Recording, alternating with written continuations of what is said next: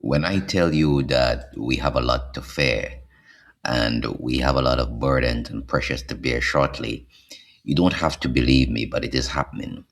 The US quietly beginning to dismantle not only Caribbean tourism, but the St. Lucia tourism product.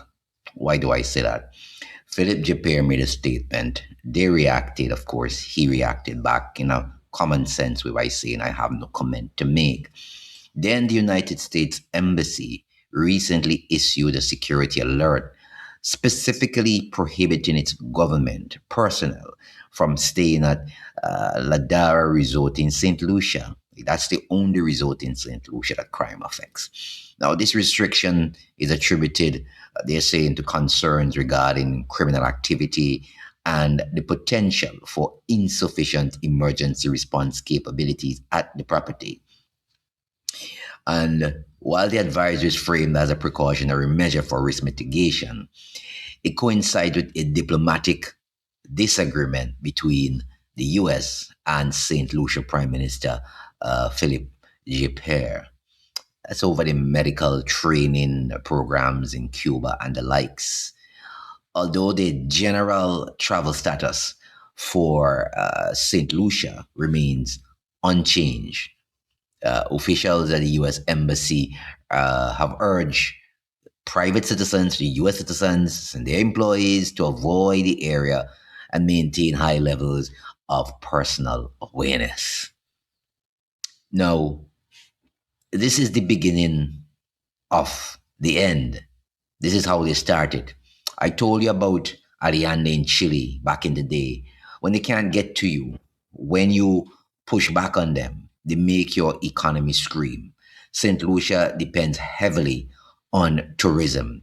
So this is the starting point of crippling, dismantling that tourism product that St. Lucia has. And then they will head off to Rodney Bay and other places very soon to tell you that those places are crime ridden and that you must avoid these areas. All in all, what will happen over time is that people avoid St. Lucia like a plague.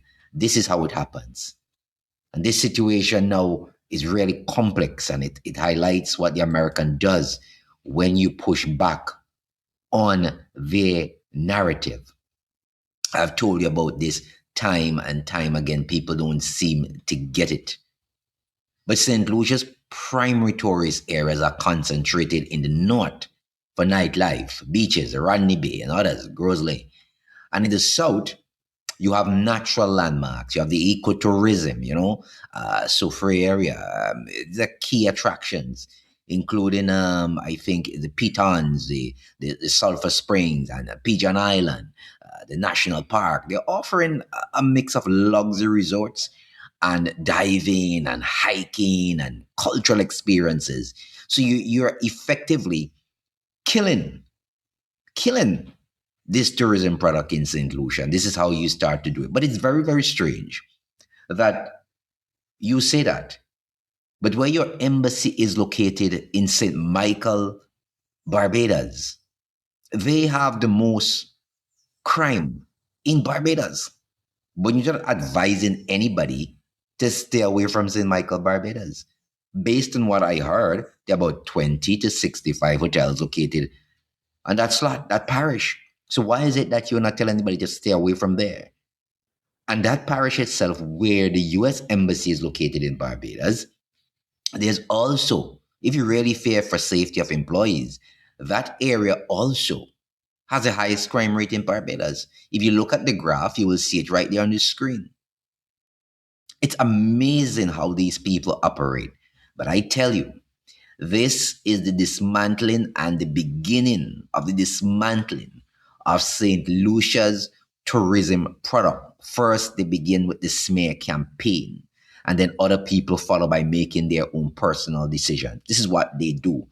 I told you before in a previous video that America has one large weapon. It's called propaganda.